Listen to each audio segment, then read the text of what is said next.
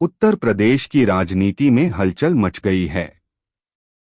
एक ऐसी हलचल जो सत्ता के सारे समीकरण बदल सकती है। जी हां, हम बात कर रहे हैं दलित प्लस मुस्लिम गठबंधन की। एक ऐसा समीकरण जो अगर सच हो गया तो यूपी की राजनीति में भूचाल आ जाएगा। यूपी की राजनीति हमेशा से जातीय और धार्मिक समीकरणों पर टिकी रही है। दलित जिनकी संख्या करीब 21% है, मुस्लिम जो करीब 19% हैं। इन दोनों समुदायों को अगर जोड़ा जाए तो ये मिलकर 40% से ज्यादा वोट का बैंक बनाते हैं। इतना बड़ा वोट बैंक अपने आप में सत्ता की चाबी है। 2007 याद है न? मायावती ने दलित प्लस ब्राह्मण फॉर्मूले से बहुमत की सरकार बनाई थी। आज भी उस चुनाव को सोशल इंजीनियरिंग का मास्टर स्ट्रोक कहा जाता है। अब सोचिए, अगर दलित और मुस्लिम मिल जाएं, तो न सिर्फ बीजेपी और सपा के लिए बल्कि पूरे राजनीतिक परिदृश्य के लिए खेल बदल जाएगा। बीजेपी का पूरा खेल ध्रुवीकरण और बहुसंख्यक वोट पर टिका है।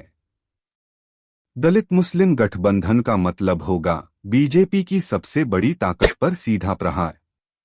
समाजवादी पार्टी के लिए भी यह खतरे की घंटी है,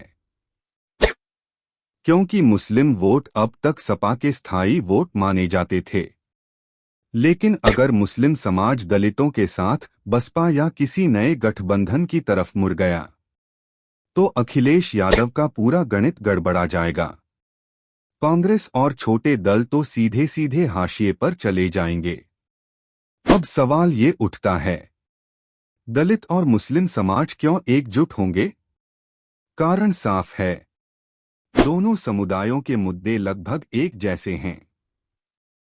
उन्हें चाहिए सम्मान, चाहिए बराबरी, चाहिए शिक्षा, रोजगार और सुरक्षा, और सबसे बड़ी बात, राजनीति में मजबूत हिस्सेदारी। यूपी की सियासत में ये नया गठबंधन सत्ता की चाबी थमा सकता है।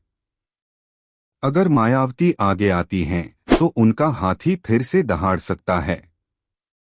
अगर अखिलेश इस कार्ड को खेलते हैं, तो सपा को नया जीवन मिल सकता है।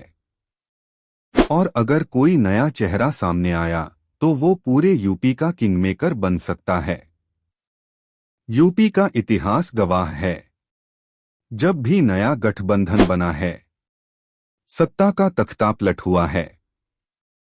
अब सबकी नजर इस बात पर है कि क्या दलित और मुस्लिम सचमुच एकजुट होंगे, या ये सिर्फ चर्चा तक सीमित रह जाएगा?